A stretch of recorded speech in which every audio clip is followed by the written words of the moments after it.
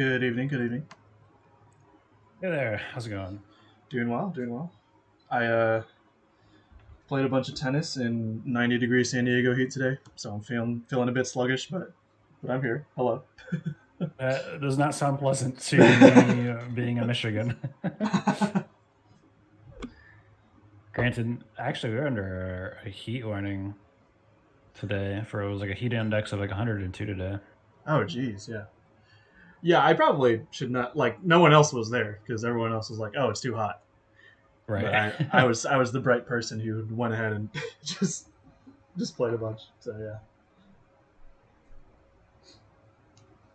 Cool. All right. So today is wind conditions. So Lovely. that's what we're going to be covering. hmm I believe we can still use the VOD that you gave me last time, unless there's a different VOD you want to use. Um. No, I don't have any overhead footage from. I actually in the since the last time we talked, I actually joined a different team. Okay. But yeah, but I don't think we have any overhead footage yet. So I think Okay, I think that's the fine. last spot is cool. Yeah. Okay, cool. Then we'll just use that one. That's all right. Mhm. Um, I'll go ahead and share my screen. Jump forward a little bit here, so that way we're not watching the exact same gameplay No problem. as last time. hmm But even then, like I said, we're going to be focusing um, a lot of win conditions, which obviously wasn't the focus last time. hmm Um, but so let me get to a game real quick. Ooh, a little loud. Um,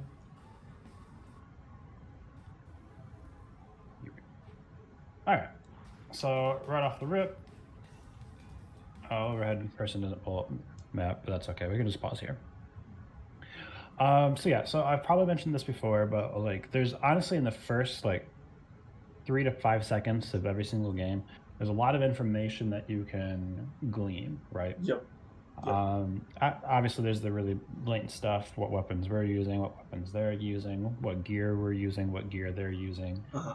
And also, it's also somewhat obvious, but maybe not as used as much, is where are they going off of start, right? Yes. Yeah. Yeah. I do feel like that's underutilized as well. Yeah. Yeah.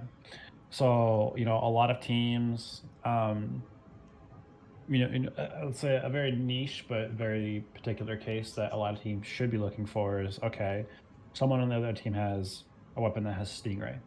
Pull up the map, see, can we find one person that's probably painting the map that looks like that they're farming for Stingray? Uh huh. If so, now we know, okay, they're gonna have Stingray in about 8, 9 seconds. What can we do to prep for that, right? Like Yep. you can, Yep. and that you have a whole bunch of time to prepare for that, right?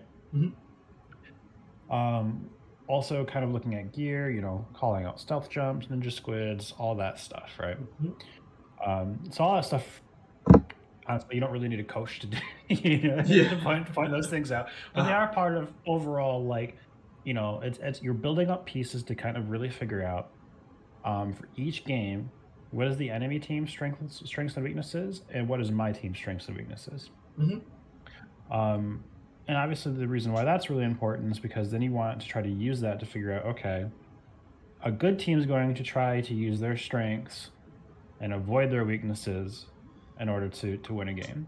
Yep. And obviously, your team should be trying to do the same.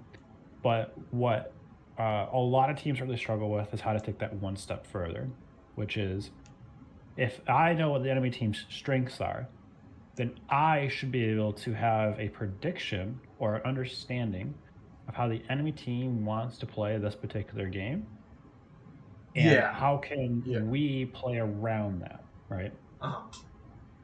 And around is I use around because that's kind of just an easy word to use, but around doesn't necessarily need to like imply you know actually going around. It can be just how do we deal with that? How do we try to address their game plan in a way that isn't just letting them do whatever they want to do, right? Uh huh. Yeah. Yeah.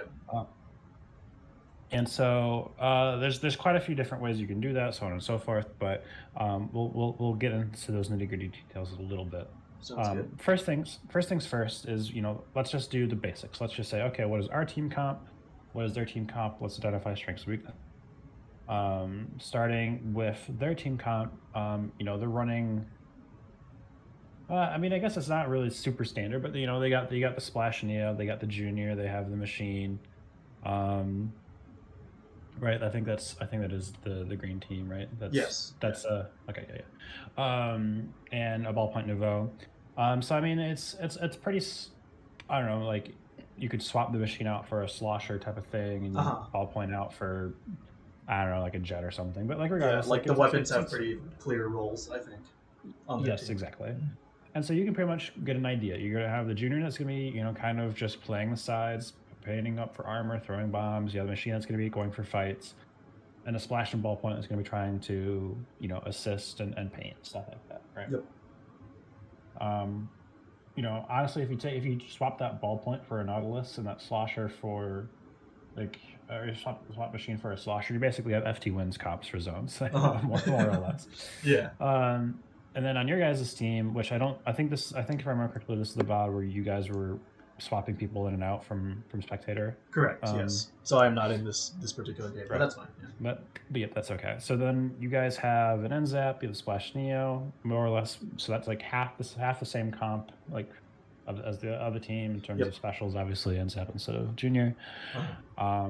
But then you guys divert a little bit. You go Splatter Shot, Vanilla Splatter Shot, and have a remix. And so, you know, what do we think are like the strengths weaknesses here? How I kind of look at this and I go, okay, well, right off the bat, we have better fighting weapons than they do, right? Yes. Mhm. Like overall, like you know, having it ends up over the junior. Basically, what you're trying to say is that we want to kind of force fights more outside of armor timers. Uh huh. Junior isn't just inherently going to get armors faster than the NZAP.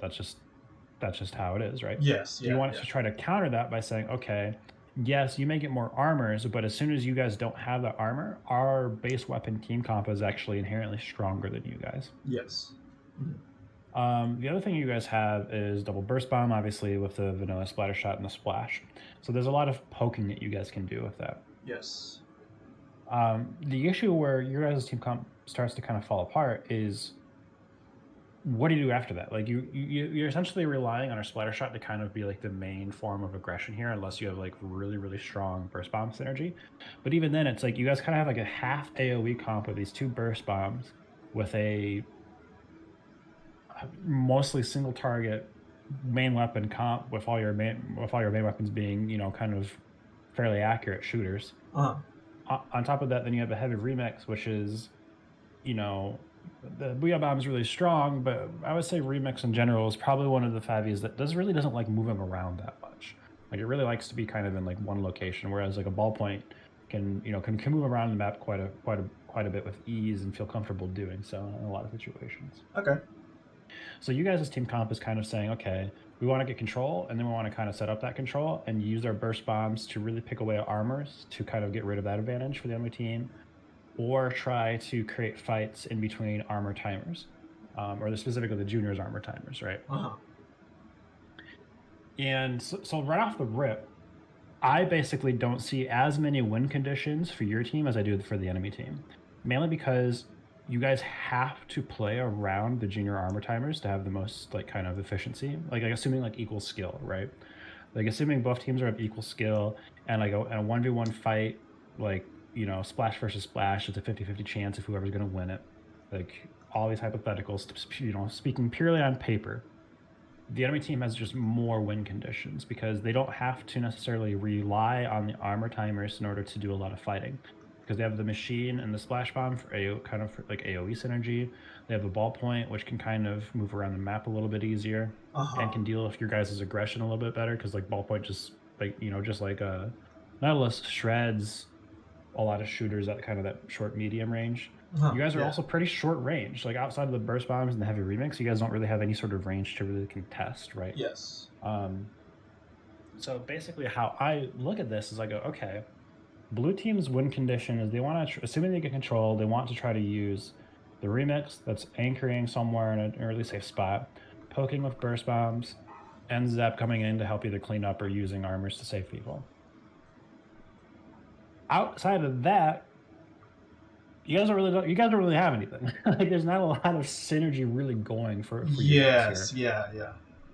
And so I'm not saying like this game's like impossible to win or anything, because like especially on a map like Piranha Pit, like there's a lot of ways you can move around the map to kind of force things. And the fact that you guys are running 3 shooters compared to their double shooter, one of which is a baby shooter plus a machine, is if you do kind of where the shooters kind of group up, there's maybe some options here where you can kind of basically just run around the map forcing 3v2s or 3v1s and kind of just, take control that way. Assuming you do it smartly and don't, all sit in the same tightly grouped spot for a machine to AoE all you down. Right. But like, that's basically like all the options you guys really have with this. Whereas with the other comp, they can play that exact same way, right? They can get control and they can have the ballpoint post up. They can have the machine kind of poking around underneath the different ledges and making it really hard for you guys to approach. The junior's going to get armors faster, and then there's the splash doing the same thing that your guys' splash would be doing. But they also have the more flexible ability to actually kind of win fights in between, right? Like, yes, they have technically less fighting power in the junior versus the NZAP, but they also have a better Slayer overall in the machine, whereas you guys don't really have, like, I guess technically it'd be like most comparable to the machine versus the splatter shot. And I'd probably take the machine because they both have shitty special with splashdown, Yes. but at least the machine has kind of better synergy, and Fizzy Bomb's just really good at poking too. Okay. Yeah. Especially because when I think about, and here's like the other thing about win conditions too, is you got to think about what map you're playing, right? And like what's kind of like the characteristics of the map. Yeah. And a lot of people, rightfully so, will look at Piranha Pit and they go, Piranha Pit's a pretty flat map. And so like weapons that are good on flat maps are weapons that we want to play in Piranha Pit. Mm-hmm. For the most part, it's entirely true, but it's also bait. And the reason why I say it's bait is because the most important parts of the map are the elevated parts of the map on Piranha Pit. Yes. So So while yes, it is a mostly flat map, it's really these belts that you really want to control. So not specifically not the spawn belts, but I always call them like right belt or left belt. No, yeah, that makes sense. That makes sense. Okay. Yes. Right, because if you get control of these belts, like that really gives you the control of the middle of the map. Mm-hmm. And Piranha Pit's also bait in the sense that a lot of bad teams or like newer teams or younger teams, they will say, okay, well these zones are so close together, and obviously we want to control both zones, so it kind of like going through the middle of the map makes a lot of sense. Like when you first think about this game, you're like, oh, going through the, like if I paint my zone, it's natural for me to just go through the middle of the map and paint their zone. But if the enemy team has control of the sides, you're just going to get slaughtered, right? Exactly. Like yes, because once you're weak, you have no other option to retreat other than going backwards. You don't have an option to go to either of the side. Yeah. Let alone the fact that someone having the high ground on you, especially on a map like this, the belts are just really, really good high ground. And so the most important parts of the map are actually the sides. So specifically the belt and the kind of the lower area beyond the belt. But obviously there's a flat area in the middle, but then a belt and an elevated like platform that only people from the spawn can be coming from. But regardless, the whole point is that there's a lot more actual verticality to Piranha Pit than a lot of people kind of initially realize. Okay. And all you guys have to deal with that is burst bomb, is basically just bomb spam. Two burst bombs and a suction, which really doesn't cover that much ground, right? Yes. So again, kind of running into all these things, basically what I would say if I was like really in the zone, really at my peak, kind of be like, okay, this game is going to be hard, but we can still do that. What we really want to do is we want to try to have the NZAP kind of, we want our NZAP to kind of be stalling, playing around like the heavy, and we want our burst bomb users to be playing together. And basically we want our burst bomb, like our splash and our splatter shot, to really kind of be playing passively. And we're going to wait for their armor to come out first. We're going to then try to break some armors with burst bombs. Then we're going to counter with our own armor and try to get control that way. That makes sense. Once we're in control, then we're basically just trying to stall for as long as possible without overextending. Mm-hmm. Because if we lose map control, it's actually really, really, really hard for us to get back in because we have to play around their armor timer. So that's basically like how, if I was blue team, how I would kind of like think about winning that. Okay. So let's just watch a little bit and kind of see from everything that I just said. Obviously, to be fair, with lower quality teams, a lot of it's not going to come true, but we might see some patterns, right? And that's really what we want to do. Of course, Right? Like no matter what skill level you are, you want to look for the patterns. And replicating those patterns is what good teams try to do. Yeah. Right off the bat, we got the ends up going to the right. Two burst bomb users going together. This is a really awkward heavy positioning. Honestly, I've never seen a heavy just go into the middle of the zone right off the rip. So yeah, I would not recommend that. Like obviously having the heavy over here on the right to back up the end zap is kind of what I would have expected. I remember in particular we had like a little meeting beforehand and none of us knew what to do on this map. So Okay, I'm glad we used this particular game. gotcha. Ironically, the first two people dead are both the Splatlings because they both tried to fight through the middle of the map, which is just hilarious to me. Like it really is funny. So the junior uses their armor first, which is what we expected. The fact that the both Splatlings kind of traded kind of neutralize this thing out. But look, this is what happens though. Now the Enzap is completely alone and just gets kind of team like focused down. Yeah. Oh. And now you guys are in such a bad position because now your armor is even more delayed. They're gonna get their armor up, relatively fast because it's a junior on Piranha Pit. Like it really comes down to your main, like your Slayer is making a play, and it's just such a hard thing to do because they just don't have as many tools as the enemy team does. Yeah. Okay. And look, the junior is basically matching the Enzap. So the junior is about to get a second armor at the same time the Enzap's getting their first armor. If this junior was doing a better job, they could have already had it and could have used it. So even though the Enzap used their armor, it's like, okay, well now they match their own armor, and it's like we can't even push. Like, yes, we can use burst bombs to like poke and break out their armors, but even then, now we're using a bunch of ink just to break the armor, and we have to then we still have to paint our way forward and try to get kills. Like you're just trying to, you're forced to doing too much at once, right? A better team would have held the zone a little bit longer, like, and that's another thing to kind of really realize in win conditions is how much of this is us getting, like, how much of this is us making good plays versus the enemy team making mistakes. Right? Yeah. All right, so here we go. So here's an example where you guys have control, and let's see how you guys kind of play it. Kind of spreading out, poking off the burst bombs. Exactly. Like, look at this. Like, you guys literally have no other option. Enzap used their armor. I don't know why. That was really bad because there was nothing happening during that. So you guys are just down in armor. We got a pick with the burst bomb combo, so that's good. But even then, the junior still was able to get in. So like, you guys are just slowly going to start losing map control here because you're just not able to hold against all the different tools the green team has. But regardless, like that was pretty much exactly what you guys as a team had to do, right? You're basically just stalling for as long as possible. Yep. The only issue is that you gave up too many deaths, and now green team, assuming, well, never mind, the junior fed, so that makes it a little bit nice for you guys. But if the green team here, instead of going for the zone, like this junior like overextending for some reason, trying to fight a heavy, I don't know why, but if they focus the sides like we had talked about, if green team takes this side right here, you guys are just locked out of the map. Like, all it takes is for the machine, like basically have the junior and the splash go over here, the ballpoint get up on this belt with the machine kind of rotating between the two. You guys are completely locked out, and you're forced to use specials to do anything about it. Yep. And so it just becomes a really, really hard game. So that's just one example. But even then, like, yes, it's lower quality, but we can instantly see from some of the things that we talked about what patterns kind of emerge. Going to the middle, death trap. Playing the sides, stronger. Once blue team got control, they basically got map control. They had no other option other than just poking with bombs. Like they had no way to force anything. So stuff like that, right? So let's pick a different game, and I will ask you a bunch of questions, and we'll kind of go through it together. So that way, I'm not just feeding you answers the entire time. Hello, YouTube. Please work. There it goes. Okay. We'll pause. Actually, let's pause. Oh, never mind. I thought maybe someone on one team would go for a fast armor, but neither did, so that takes that out of the equation. Okay, so let's look at this game. So off the rip, I'll start off with the basics.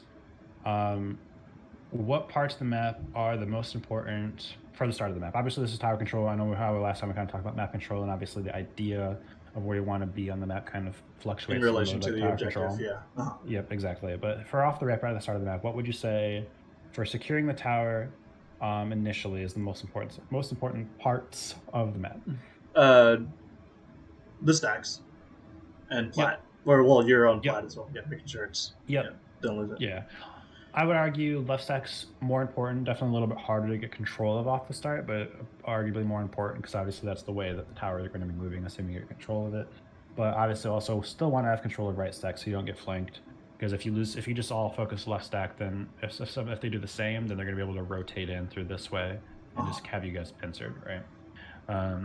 So it's much. I mean, technically, you guys could do the same, but typically, it's just then you're just kind of rotating, and you're eventually just going to meet in the mid anyway, and doesn't really result in anything, right? Okay. So next thing, let's look at. Okay, here's a really good one. What is the strengths of green team and what I guess let me phrase it this way. What's the biggest difference that jumps out to you between your team and the enemy team in terms of weapon composition? Uh, turf output. Okay. Somewhat related. But for me, the thing that really jumps out to me, no backline. The enemy team is running no long range backline. The longest range thing they have is actually the Nautilus. Okay. Whereas you guys are still running the heavy remix, right? So, what does that tell us about play style? They'll generally tend to be more aggressive because they can't. Yep. They can't really poke simply. Exactly. They are going to be really aggressive. They're most likely going to be holding forward a lot. And you guys won't be able to match that aggression one-to-one. So that's really important. If you had to say what is our biggest tool to counter or to deal with what their game plan is, what would you say that tool is?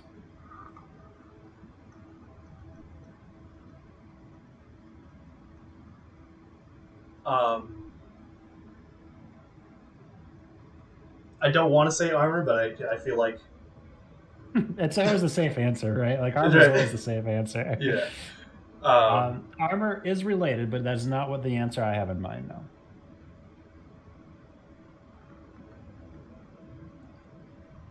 Do you just make specials in general then? Like, or Nope. I actually am not thinking of a special at all. my second thought then was the range of the heavy. In order to. Okay. The range of the heavy helps, but it's not what I have in mind as well, mainly because really the range of the heavy is really not going to come into play as soon as the tower is out of the middle of the map, because there's just so many different kind of angles that makes it hard for the heavy to deal with. I'm thinking about the blaster. Okay. And the reason why I'm thinking about the blaster is for the same reason. There's a lot of angles, right? A lot of ledges and stuff like that. Yes. But also because of the lack of backline, everyone's going to be playing into the blaster's range, making it so the blaster can get a lot of AoE damage down throughout the game. Okay. And that you can pair that well with the slosher or the end zap to help kind of clean up kills, Yes. etc. So there's basically two ways you can go about doing this. One, you can have the blaster be bait, and basically just have the blaster hold forward. Like for example, what if what if the blaster is the only person on the team running a lot of like QR comeback? Have the blaster run in first, get people weak, die, respawn first, but your teammates come in and make the trades, right? Yep. So that way it's like, yes, even if let's say hypothetical, let's say this 52 goes left at the start, the blaster comes in, lands a shot, dies, but then your slosher gets the cleanup kill, and then your slosher dies to the roller. By the time all that happens, assuming the blaster's running full QR, can be already respawning and jumping back in, and you're still in a 3v3 situation. And the lower numbers equal blasters become better and better when it becomes 3v3, 2v2, and 1v1, right? Blasters are really, really good at taking advantage of situations where they can't be as pressured as much. Yes. Yeah. And so that favors your team again, because then the blaster gets someone weak, then the ends up cleans them up, etc. Or if the blaster just happens to get a couple kills, again, blasters really good weapons that are really good at snowballing, right? Almost makes a blaster get a couple directs to snowball a game, right? So I see a lot of opportunity to play around the blaster, especially because they don't have any sort of range. Like the biggest threat to the blaster really is the Nautilus, Metals. and I guess you can make an argument for the Glues as well, assuming they're always rolling away type of thing. The other option is to be bait for the blaster. Basically, Yeah. the N-Zap and the Heavy are just painting around a shit ton, not trying to engage fights, letting the enemy team be their aggressive self and run into you guys, making it easier for the blaster, because then the blaster doesn't have to approach, they're approaching the blaster, right? So right off the rip, that's a huge thing that sticks out to mind, especially in a mode like tower control, right? Yep. And from there, I mean, like we spent a lot of time kind of diving into this. But the reality is that you can figure out this stuff once you're like kind of like used to thinking about it. You can figure it out in 5-10 seconds, and then you have the entire game to actually try to implement that strategy. Like find solutions. Yeah. The other thing, okay, let me, before I give you the answer, the other aspect of their team comp, and I'll give a hint about the fact that they're not running a backline. What does that mean for if you guys are making a push, and let's say you're at the second checkpoint pushing into the third checkpoint? What about the enemy team's defense should you be thinking of?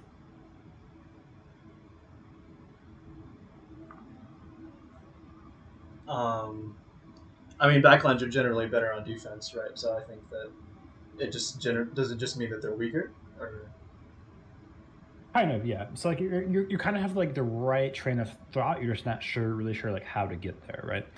So when I think of the fact that they don't have a backline, or specifically kind of range in general, it means controlling this top part of their base, like I guess what a lot of people would call like bats or whatever.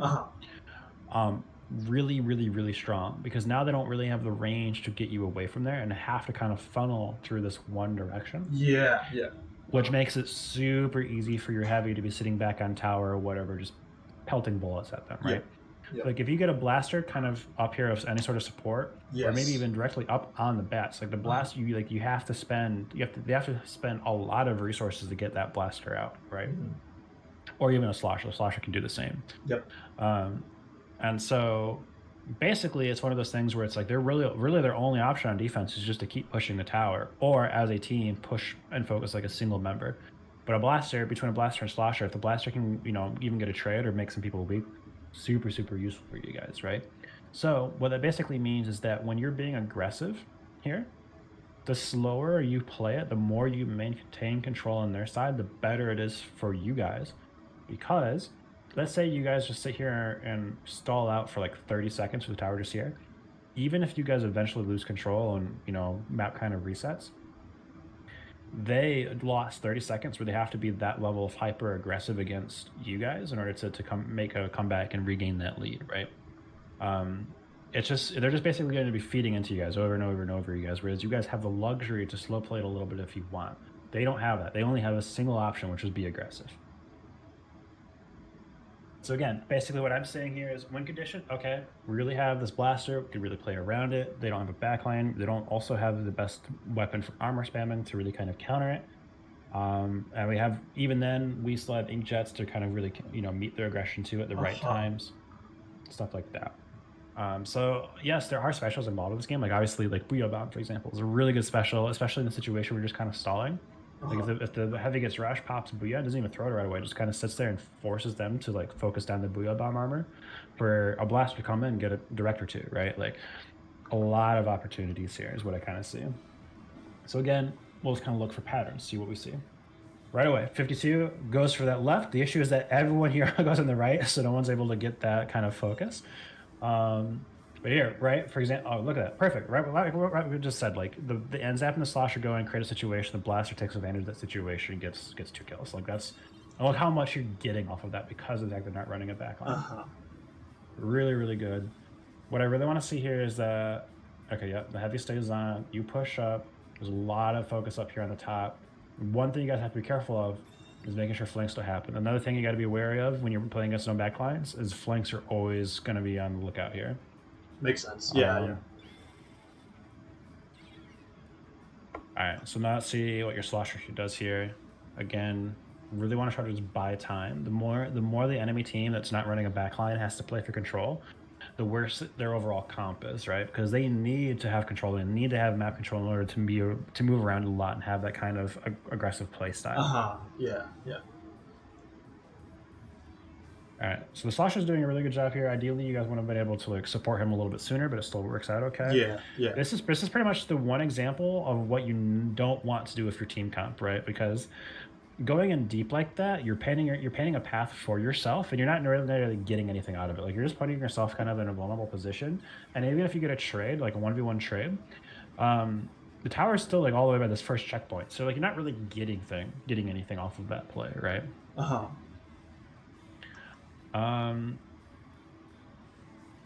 Okay, another situation. The Blaster's completely alone by themselves. Yeah. You don't want to do that against a no backline comp because another thing that's really safe to assume with no backline comps, especially good ones like the ones that FT1 run, a single person on the green team is never alone. There is always someone else close by, almost guaranteed, because there's only so much position on the like areas on the map to be positioned, and when you are all short range, everyone kind of wants to go to the same spots, right? So just always assume against no backlines that at least ones that you struggle with, like teams that you struggle with, there's always friendly or like enemy teammates nearby.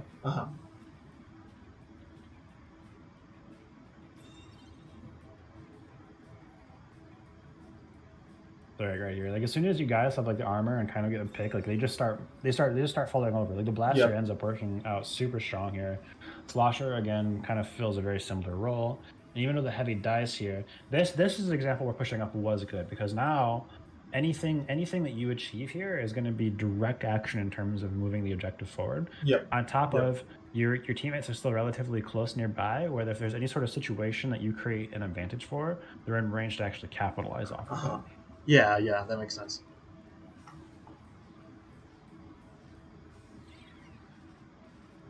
The number one thing I would say for kind of like mid-level teams or younger teams that always really stands out to me is that like even if you put 4 people that have a general, like I would say, let's say average or slightly above average understanding of the game, the issue is that they only understand their understanding is only in an individual context. They understand, okay, I'm a blaster, I'm good at doing blaster things, and so they go around doing blaster things, but they don't really understand or can really comprehend or like think about, I am in a blaster in this team comp. What type of blaster things do I need to do to help my team comp? For my team win the game, right? And that's how you really need to think.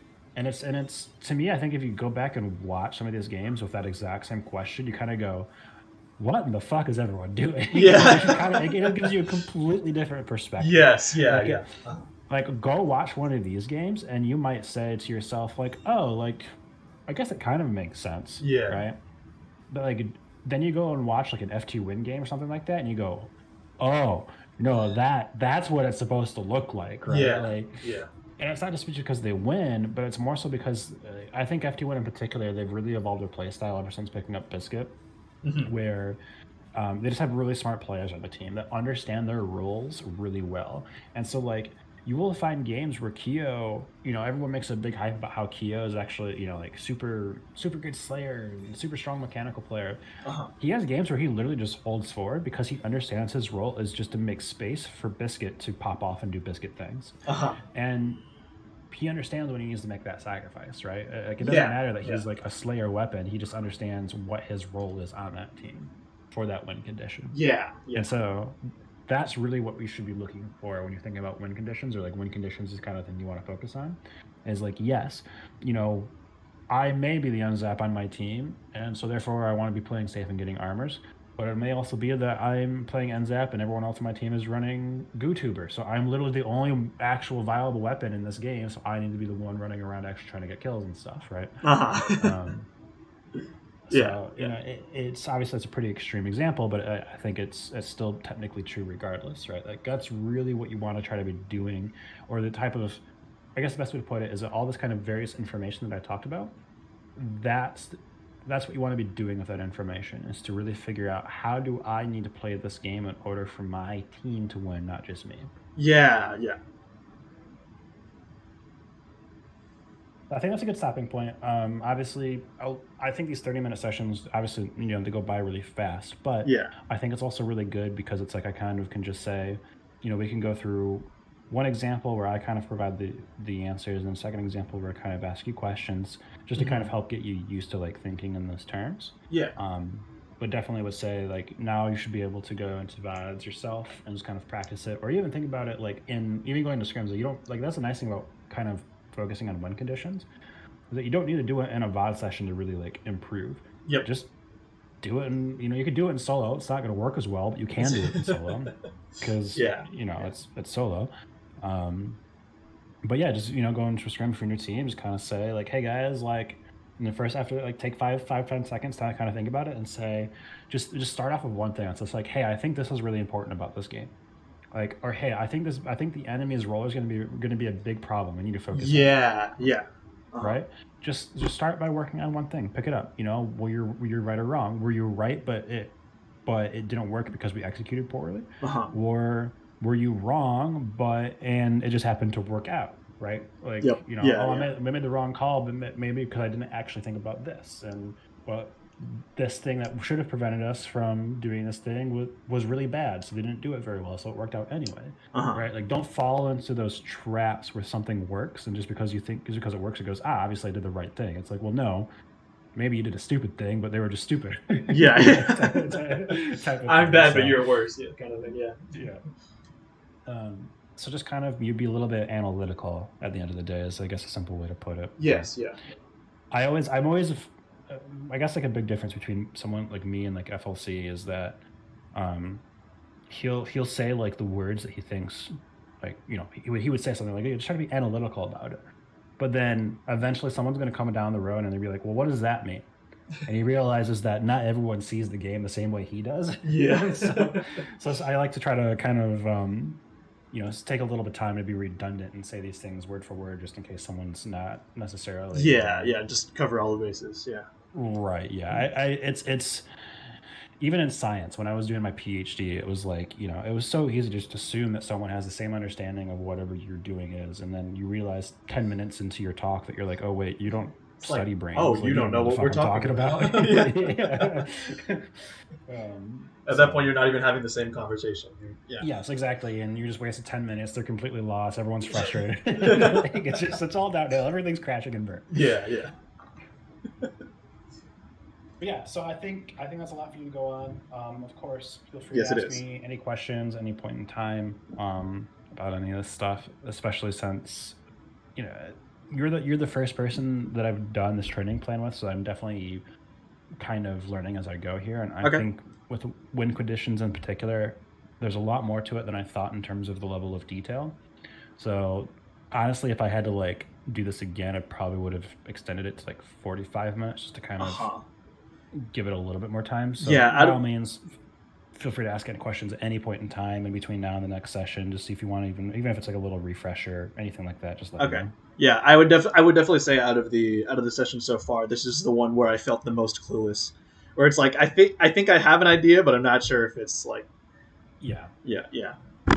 Yeah, I think because how I kind of envisioned it was that it's like, okay, we kind of talk about the fundamentals, kind of talk about map control, and that kind of feeds into like win conditions because obviously communications, like the next two things be communication, like mechanics. Like obviously, of course, it impacts like the gameplay and like how a Yes. game's gonna Yeah. play out.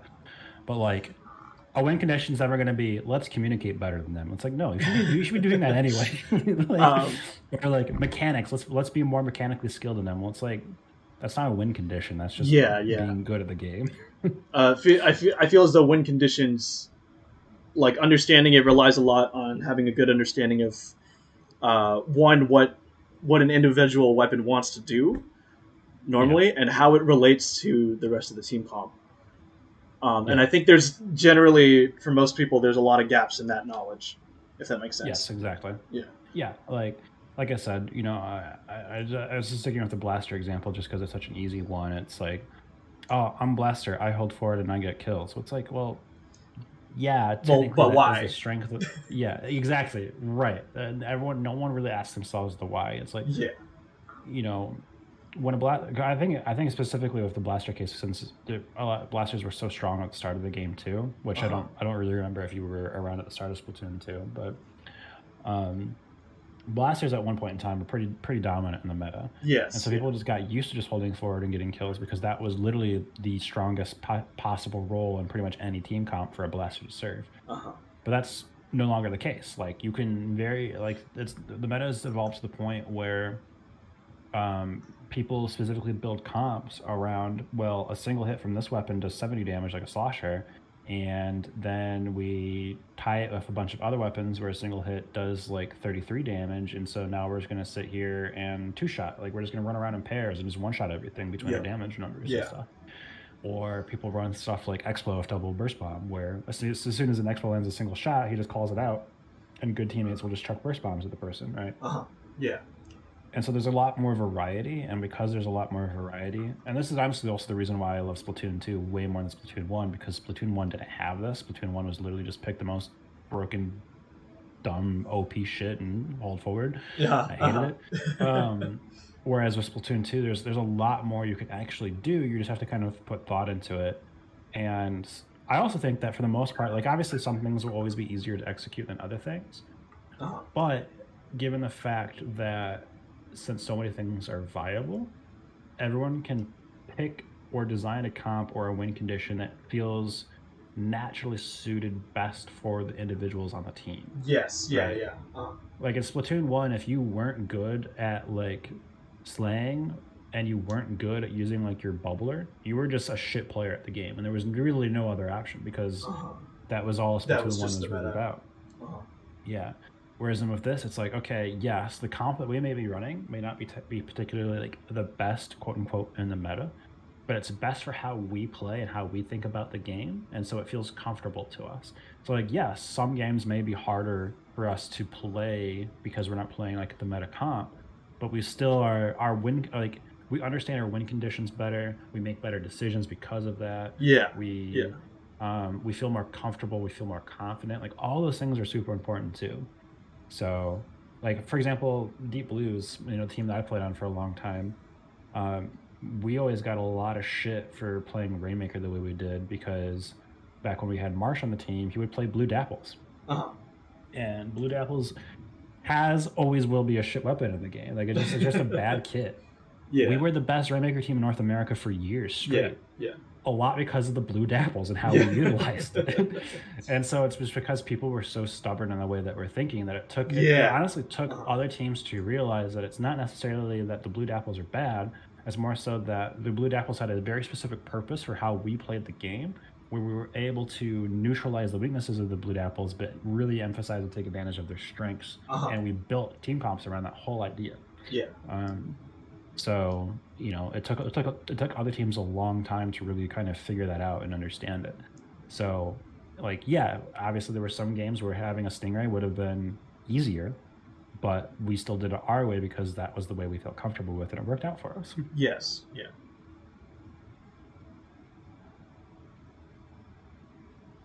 Yeah, and I definitely think that's the way to go. Like designing your team comp around your player's strengths rather than like trying to Yeah. fit it into like a sort of static mold. Yeah, and I think also on the flip side of that, just to kind of play devil's advocate, and just to be completely like clear, is that there are bad team comps, right? Yes. Like Yes. Yeah. you can have a team. Let's say you have a roster of 4 players, and they have a perfect diversity. Someone likes playing shooters, someone likes playing support and a lot of armors. Someone likes playing backlines, and someone I don't know likes playing like sloshers or something like that. Uh-huh. And you can go say, okay, cool. Like on paper, you have someone that kind of covers all the bases with a lot of flexibility, etc. But then you actually start learning each other, and you're like, oh yeah, I play backlines, but I really only specifically play like Stingray heavy, and I really don't like playing anything else. Yeah. Well, it's like, obviously I'm kind of cherry picking here and making an extreme case, but now you're getting to the point where you're limiting yourself, and it makes it hard where now you have to build everything around like this one weapon, or like Uh-huh. theoretically yes, you play sloshers, but you don't play this particular slosher variant or machine as well, even though it would fit really well, but you're being a little baby about it, and you're like, but I don't like that weapon and stuff like that. It's like you have to make certain sacrifices, you have to make compromises along the way, especially in a team environment. Yes. And there will also be certain things where it's like it doesn't matter how well you try to prep. There will be certain map mode combinations that your kind of natural go-to style of play or comp just won't fucking work. Yes. And that's just that's the nature of or modes on like 23 different maps or whatever. It's just like you get fucked sometimes and there's nothing you can really do about it. Yeah. So I would say, on that side, be honest. What do we like? Are these times where we think our comp is just bad, and is it so bad to the point like let's not even worry about it because it's really just, it's just a bad matchup for us or a bad pairing with this map or a comp. Let's focus on more important things that are going to be like bigger for us or better for us in the long term. Things that we can actually make improvements on. Or is there something there where it's like, well, actually, I think maybe if we tweak these things, we might see better success. Let's try that around next time too. I think a lot of teams, especially again mid-level and younger level, don't really make that distinction, and so like they'll kind of chain, like they'll go into a couple of different scrims where they just by happenstance happen to be playing a lot of bad maps for them, and they'll start stringing a lot of losses together in scrims, and they just instantly get demoralized, and then they start changing all sorts of things like, oh, I don't want to play Splatlings, but I think I really want to trade Charger. Well, when's the last time you played Charger? I don't know, like 4 weeks ago. It's like, no, don't do that. If you're going to be making that level of drastic change, it has to be for a valid reason. And the valid reason isn't, I feel bad because we're losing. A valid reason is, I want to pick this weapon because I think the specific thing that we are struggling with is X. Picking Charger, even if I haven't practiced it in a while, is going to help do Y, which is going to make X not as big of an issue for us. Yes, yeah. I've always been the type of person where it doesn't matter what weapon you tell me. I've literally had teammates who are normally play like machines and they want to go Hydra. But if they can tell me why they want to go Hydra in a way that actually makes sense and feels like that's, they're trying to think about the game, I say fucking go for it. Like that's. Yeah. As long as we're being, objective about it. Yep.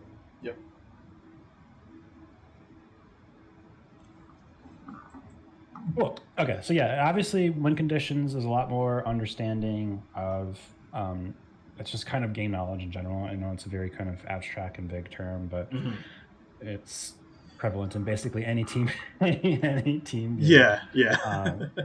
But I think again, like even if you just start off with the questions that we kind of talked about today, that's still something, and I think even that alone will go a really long way for you and your team. Yes, yeah, I agree. Okay, well, so thank you. Yeah, I appreciate it. This was probably the one that felt the most productive as well. Like I mentioned, I felt the most clueless, but I do think that. Yeah, I do feel like I got a lot out of this one in particular. Cool. Glad to hear it. And like I said, I know obviously it was a lot, so feel free to ask me questions at any point in time. If you want any reminders or clarifications on anything, just let me know. All right. Sounds good. Thank you. Yep. Good luck out there. Okay. Have a good one. See ya.